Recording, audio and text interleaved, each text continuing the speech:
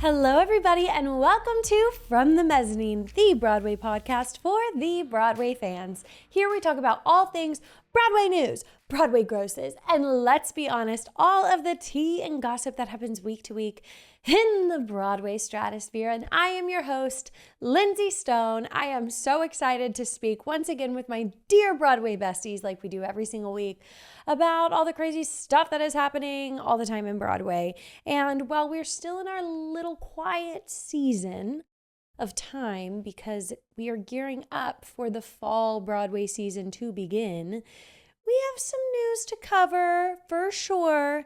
But I thought I would take a quick moment to tell y'all where I just was. Because, I can always tie everything back to Broadway. So watch how I jump through hoops to make this happen. Although it's not that hard. I just went on a cruise.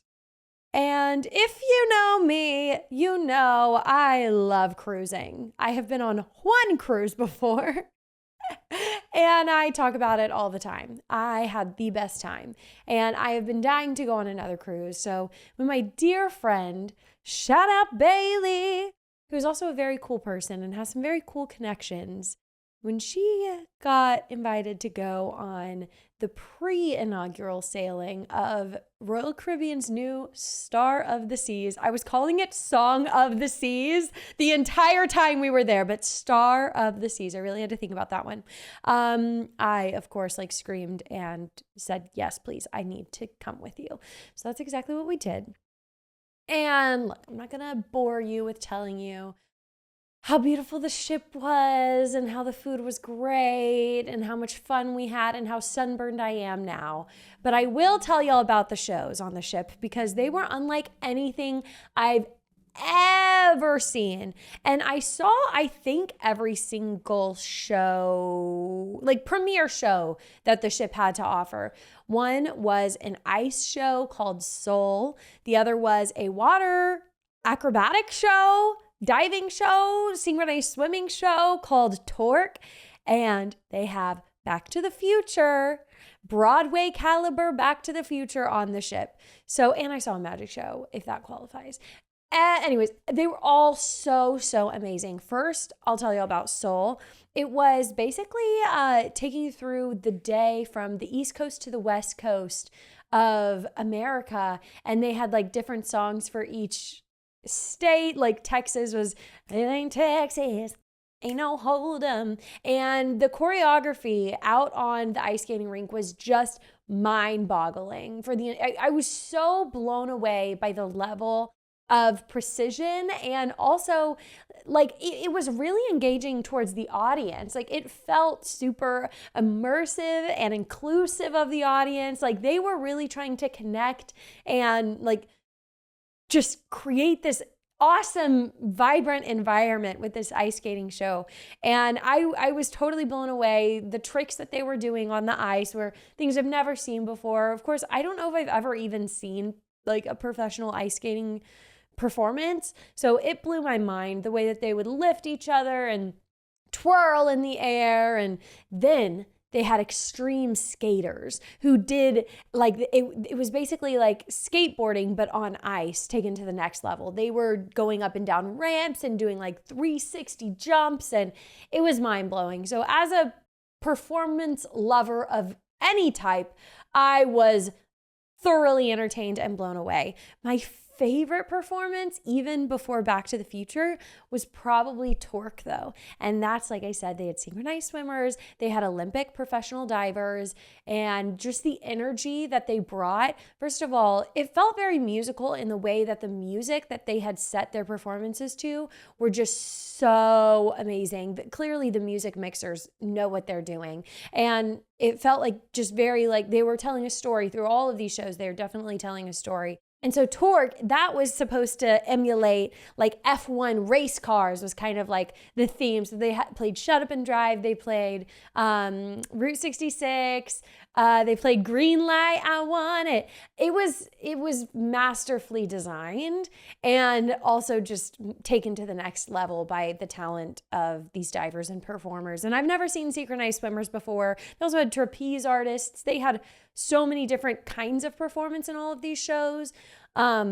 But I just was blown away. And then, of course, we saw Back to the Future. Now, it was distinctly different for valid reasons, because on a cruise ship, people are always wanting to go to the next thing. They're not wanting to sit in one place for too long. So you, of course, can't do a full 2-act musical. So this was a 1-act, 110-minute, I think is the right amount, 110-minute musical version of Back to the Future. So they've definitely condensed some scenes and songs, made them shorter, and cut some songs that were in the Broadway production. Like, they completely cut the opening Act 2 song that Doc sings, that's called 21st Century. It's completely irrelevant to the plot of Back to the Future, but it's a really fun way to get Act 2 started that they totally cut. I didn't necessarily miss it, but I did think it was just really interesting to see what decisions they made of how to adapt it for the cruise. And it fully had nearly all of the same technical elements that we saw on the Broadway stage for Back to the Future, which totally blew my mind. Spoiler alert, if you haven't seen it, at the end, when the car drives over the audience, that still entirely happened. And I actually got like a backstage conversation with the creators of that show, and they gave us a little bit of a tidbit, kind of a secret that it seemed like they maybe shouldn't have shared, but they shared it. So I'm telling the Broadway Besties because I thought it was really fascinating. Somebody asked, how do you pull off all of those technical elements? Because it's mind-blowing, of course, as we all know, if we've seen Back to the Future on Broadway. And he said at the front of the stage and at the top of the stage, they have these small but extraordinarily bright white lights.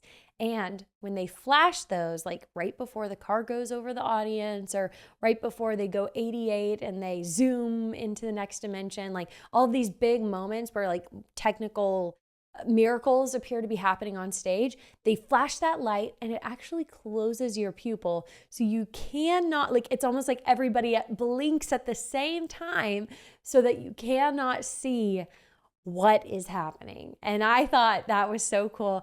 And I don't remember that happening on Broadway. Maybe that's just specific to this show on the cruise, because those lights were bright. And I learned that information before I had seen the show. So I was kind of looking out for it. And I was like, oh my gosh, it did kind of force you to blink. But if you don't blink, it apparently is so quick and bright that it closes your pupils so you can't see what you're witnessing, which, you know, saves the secret and makes it more magical by not knowing. So it's really cool. But the talent, I thought they were super awesome. Specifically, the girl who played Lorraine Banks was amazing, and Marty McFly was fabulous. Everybody was amazing. And I can't remember any other big differences from the Broadway version. It was just like a lot quicker, which I enjoyed, especially being on a cruise. You don't want to just sit for forever and waste your day inside. So it was wonderful, and I'm really glad that I was able to view it. Okay, so I think that's everything I wanted to share about my lovely cruise. If you have any questions about the cruise, you just like send me a DM, send me a message, because I'm happy to, speak at length for hours about it, because I just simply love going on a cruise.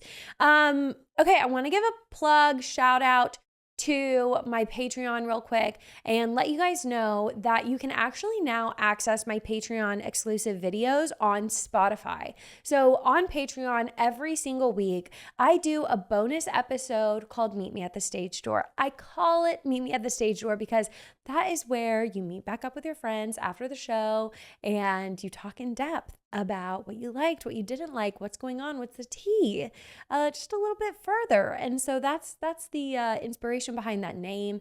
And my dear Broadway besties over on the Patreon, they get the exclusives. They're the first to know who I interview. They are able to submit interview questions for me, specifically for that person. So there's always the first to know because I take care of my Broadway besties over there.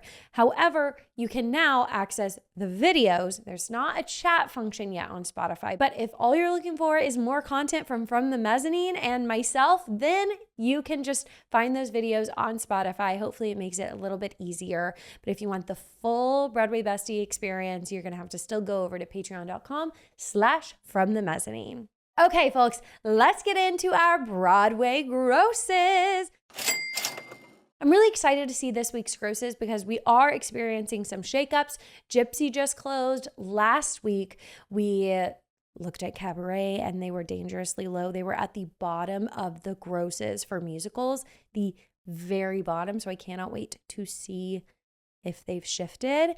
So let's check out the grosses ending for the week on August 10th. Wicked is our number one. 2.2 million, beating out Lion King, who's just barely on their coattails. Hamilton is number 3, so that accounts for Hamilton, their 10th anniversary performance. 3 is a great place for them. I think that they always make so much money, so like it's kind of hard for them to make more money. Oh my gosh, we have a newcomer to the top 5. Mamma Mia is number 5 on the Broadway grosses. That is really surprising to me. I'm so happy. They grossed $1.5 million last week. Of course, they're in the Winter Garden Theater. This was their opening week and they had 100% capacity. So Winter Garden is packed to the gills. I love this for them. This is a touring production that they transitioned to Broadway and it is making that much money. This clearly solidifies the fact that this was an expert decision for the producers of Mamma Mia to place it on Broadway. Clearly, there's still an audience for them. And in our Broadway news, I'm going to be telling y'all what the critics said about Mamma Mia. Number 5, we have Aladdin. Clearly, it's a bit of a tourist week. We have $1.4 million for Aladdin last week and a 96% capacity.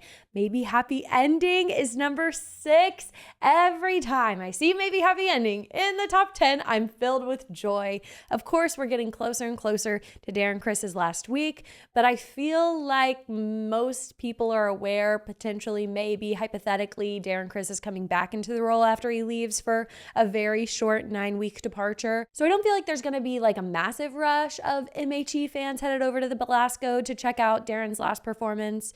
But they're just doing so well. And I am like so relieved every single week when I see that. Another newcomer, Death Becomes Her, is our number 8. Loving that as well. They had a 97% capacity last week. Fantastic. $9.3 million. I really think Death Becomes Her is going or has already reached their full potential of being a long-running, successful musical on Broadway. And when I say long-running, I mean, I foresee about 5 years for Death Becomes Her on Broadway. Moulin Rouge just hit their 5 years, and that's kind of the same trajectory that I see for Death Becomes Her. MJ the Musical is our number 8 musical for the week at $1.3 million. Just in Time is still in the top 10 at number 9. They grossed just under MJ at $1.2 million with, get this, 103% capacity. Yes, Johnny Groff, bring in the droves of people.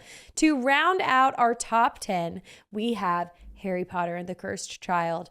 Now, that's really high for them. They only had an 86% capacity, but they're bumping up. That's great.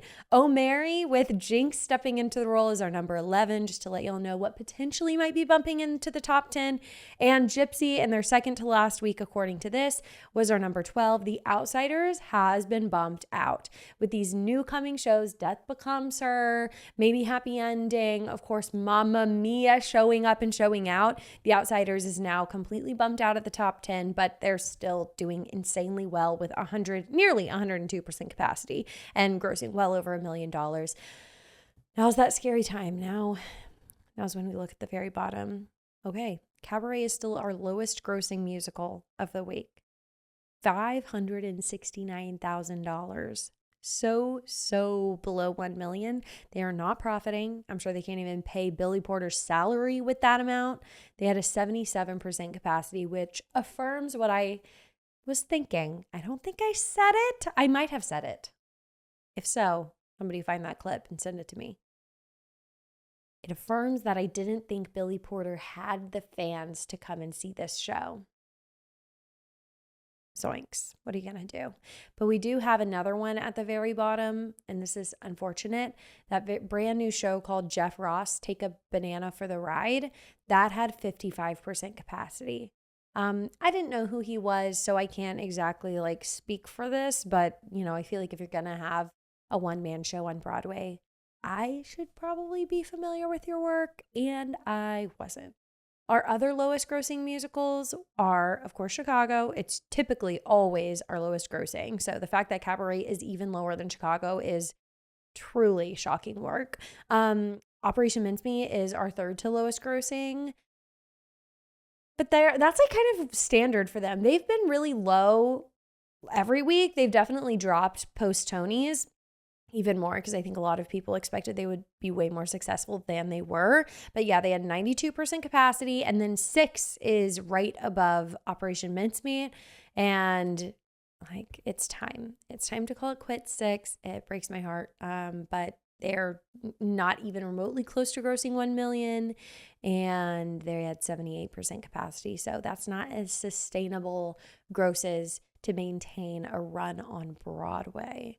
Other than that, you guys, we have like our typicals hanging out right there in the middle, our Gatsby's, our Moulin Rouges, our Buena Vista and Stranger Things. So nothing else seems to be really in dangerous territory. But I do think it's fascinating, as it always is every single week, to take a close look at those grosses. Before we get into Broadway news, I have something really special to share with my dear Broadway besties, and it is that I am partnering with Broadway Stacks to offer an excellent promo code for all of you guys. If you're not familiar with Broadway Stacks is, if you're watching this, let me give you a demonstration. I wear these gorgeous bracelets every single day. They are Broadway Stacks. This one says "For Good," and it's from her Wicked collection. And my favorite thing about Broadway Stacks has to be, one, the owner is absolutely a doll and she's so lovely. So you should definitely support small business and support her. But truly, my favorite thing is the quality of her bracelets. They are so, so, so cute. And the quality of the beads wows me. Every time I feel, and I wear these, I wore these every day on my cruise and they are still holding up, looking absolutely beautiful. This other one is one she made especially for me. It says "From the Mez." And I love that she used from the mezzanine colors, pink and red and this beautiful silver. And every single bracelet has that adorable star that says Broadway Stacks on it. And that's just like her little signature. And it reminds you every single day that you are a star. So I know you're begging for it. Lindsay, what's the promo code? Because you all should go and buy your Broadway Stacks bracelets right now. It is Besties 15. So in all caps, BESTIES 15 for 15% off your entire order. Let me tell you some of the collections our dear friends at Broadway Stacks have.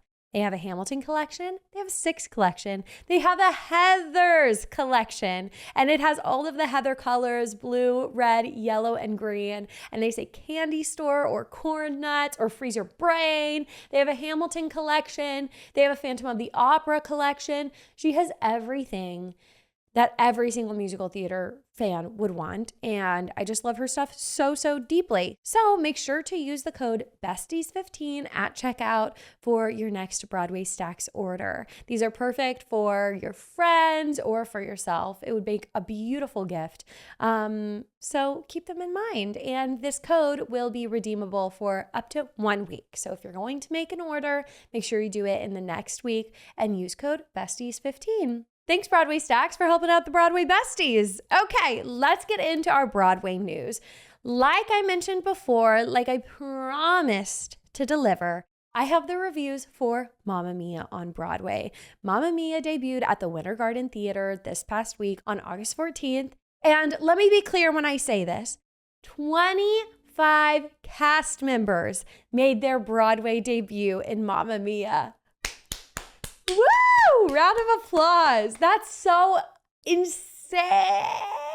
I love that so much. I bet that was the most special theater to be in that night on opening. And I'm just really happy for them. And I'm even more happy that the reviews are really, really good. I always go to Broadway World's Review Roundup whenever I'm trying to figure out how a show was perceived in the eyes of the critics. And I love that they do the framework of a thumbs up, a middle, or a thumbs down of how each critic received the show. Mamma Mia received 8 good reviews 7 middle of the road reviews, and 1 bad review. So I'm declaring that this was a win for sure. Getting predominantly good reviews definitely sets your run off for a really good start. And I want to share a good review, a middle review, and a poor review, just so we have a grip of like what everybody was thinking. So I pulled the good review from one of my favorite critics, Johnny Owalinski, and he's with the New York Post. And this is what he says, quote, "Well, I say thank you for the musical. Mamma Mia is a much-needed vacation from all the seriousness and drear, and its foundations could withstand a nuclear blast. The foremother of the old pop songs in a new story genre is still the very best in the game." Beautiful. I don't know why he had to get so dark there, but I guess he's just like, well, the world is going through something right now. So I guess this is exactly what we need. It's beautiful. Jackson Henry with Vulture gave a middle of the road review, and this is what he says, quote, "The title still carries that big old exclamation point, but the fantasy is more than a little long in the tooth. Maybe it should be styled with a question mark or just an ellipses. Mamma Mia, ... They sure do sing a bunch of ABBA songs." Quote, like, come on now. We all know what we're signing up for when we go and see Mamma Mia. It's going to be like a fever dream in Greece with like a lot of happiness and rainbows and butterflies. That's what we want. And that's what honestly the world and Broadway needs right now. We need just a bubblegum happy show, and that's what Mamma Mia brings to us. And the one singular bad review is coming from Robert Hoffler with The Wrap, and they say, quote, "Frankly, the show looks so tacky that it could be the original 2001 production with a not very good paint job," quote.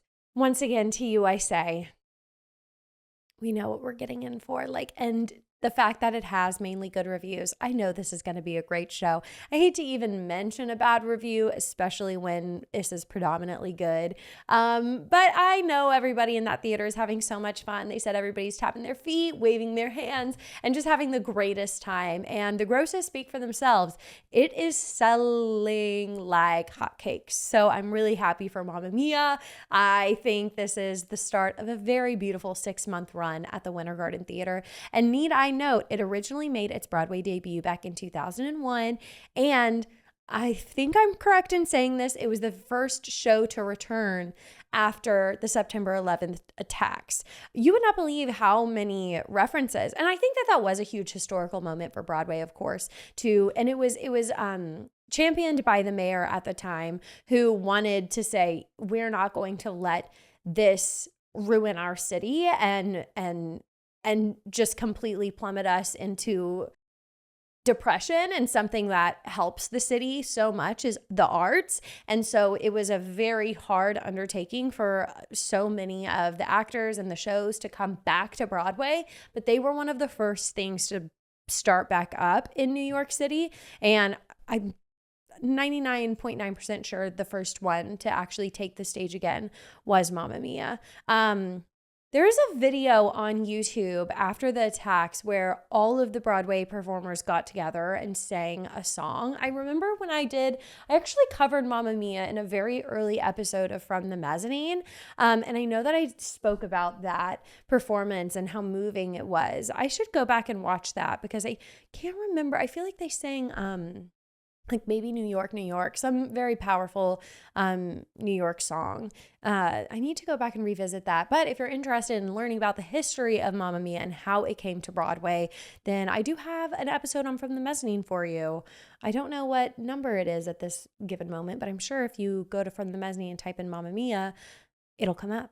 Anyways, let's not make this story about me. Let's make it about the 25 Broadway performers who made their debut. I'm so happy for each and every one of them. I have not had the chance to see this show yet. When I do, I know I'm going to have like a very lovely tropical drink before going in and probably have the time of my life.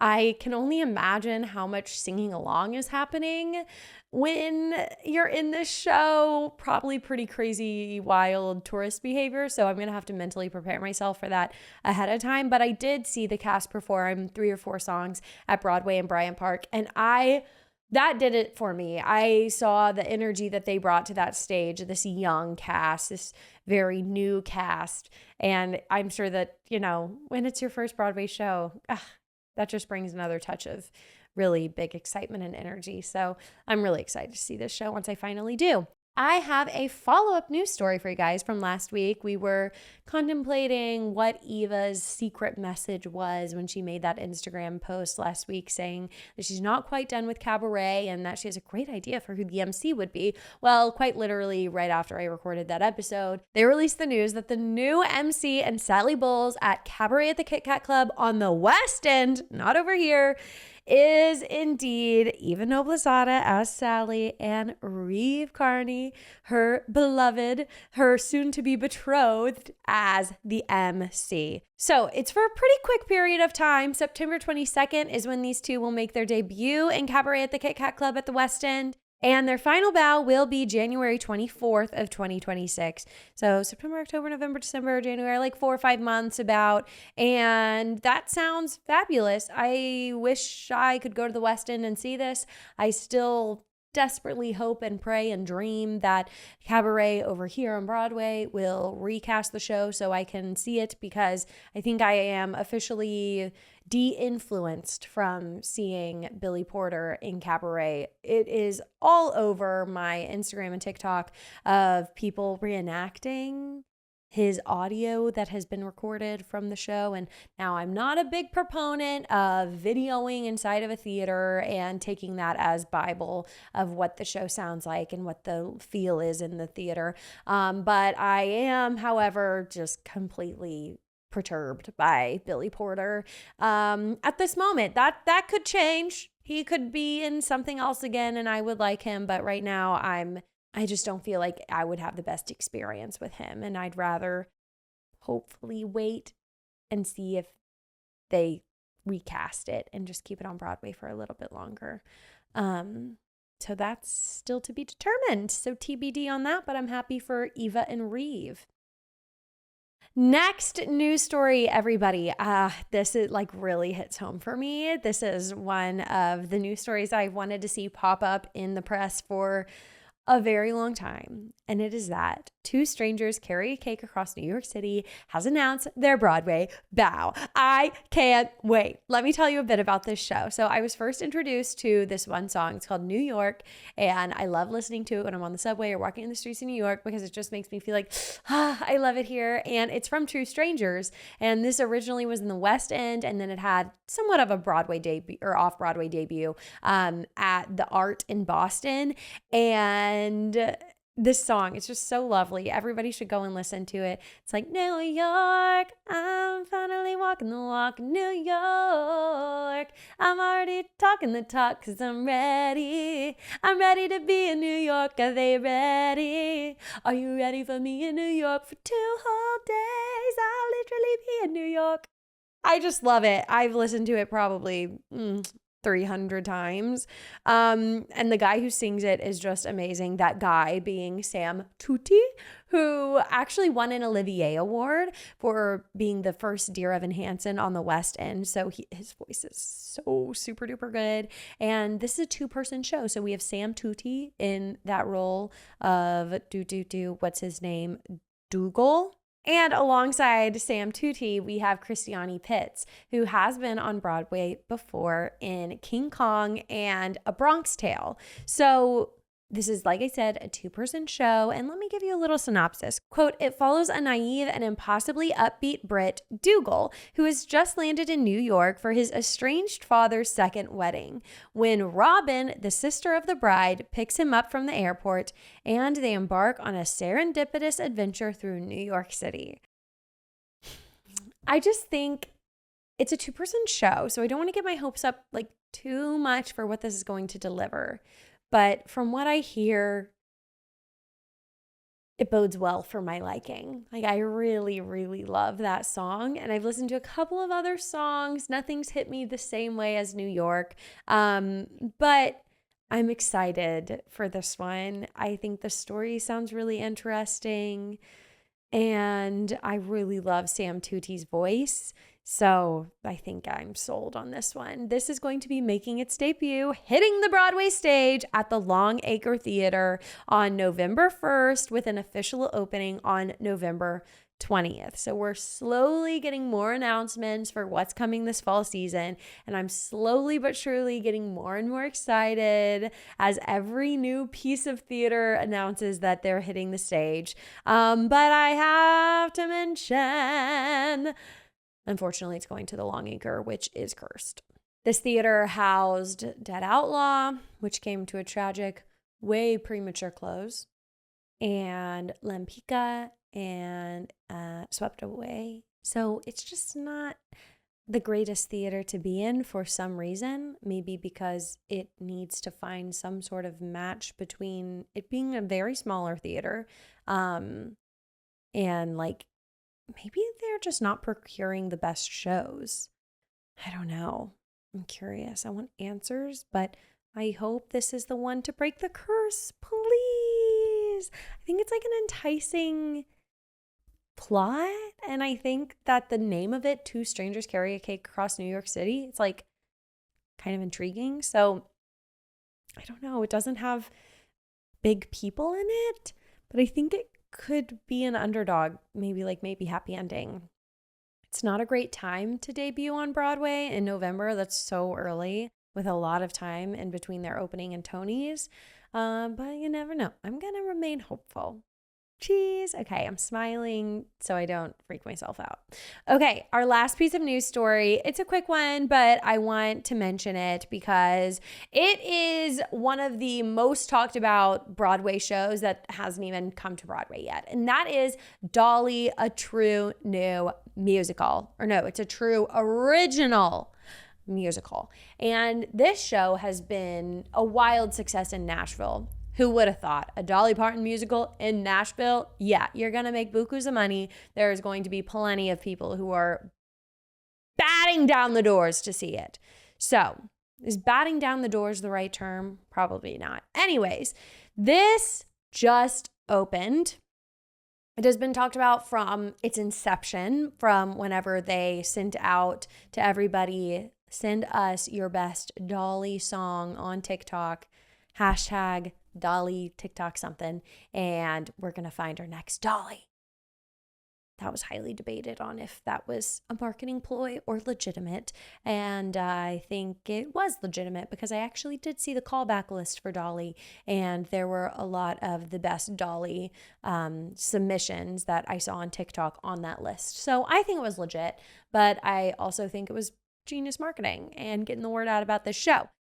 But now we have our reviews, and of course they are really good because they appear to have invited more local critics to review the show. And that's not to say I think these local critics aren't critical, but I think that they love Dolly and are going to love this show. So I want to cite some of these critics. One is Joe Lydon, and they are with Cowboys and Indians, and they say, quote, "At the center of it all, there is Katie Rose Clark's starring and perhaps star-making performance as Dolly. She certainly looks and sounds the part, but that's only half of it. Much of this musical, she rises to the well-nigh impossible challenge of actually becoming Dolly for a couple of hours on stage, playing her not only as a revered icon, but as a flesh and blood human being, winning and resourceful every step of the way." That review, it gave me chills. It got me really excited because I love Dolly. I, of course, know her music. I'm from the South. I've heard about her story, her family life being so hard, and how she broke out of it and became the star that she is today. And I think all of those ingredients make for a fabulous musical, this rags to riches story, and the fact that she's just such a likable person and just has so much personality and attitude. I think it's primed for a Broadway stage. And another review I wanted to cite comes from Hamina Kante with Music City Review, who says, quote, Dolly, a true original musical, captures the essence of the artist through her distinctive elements, such as the vocal technique each actress employs to replicate her iconic soprano voice, rapid vibrato, yodeling style, and unmistakable Southern accent, quote. Oh, we do know, if you're unfamiliar, that this is covering all of Dolly's life. So we have a young Dolly, a middle Dolly, and an older Dolly. And I think that's really special and cool. You should definitely go and look up the videos of each of these actresses that are playing these roles from young to not so young. They look like Dolly, and it's fantastic to see, and I can't wait for this to arrive on Broadway. We know it's coming supposedly in this season is what they are aiming for, but they do not have a theater and they do not have a date. So we're waiting, and hopefully we'll have some news here very soon because it's closing in Nashville. It extended due to extreme high demand, go figure, but they're closing their doors, I think at the end of August right now, August 31st or so, I want to say. So after that, we should have some news of when and where it's coming to Broadway. So stay tuned on From the Mezzanine for that.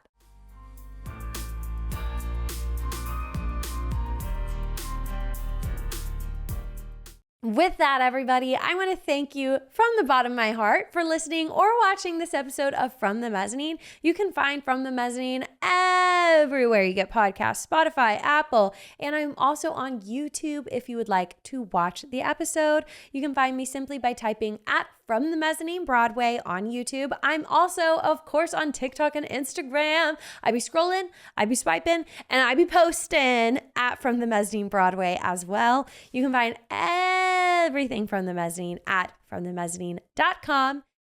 And with that, my dear Broadway besties, I will see you next Tuesday. Bye!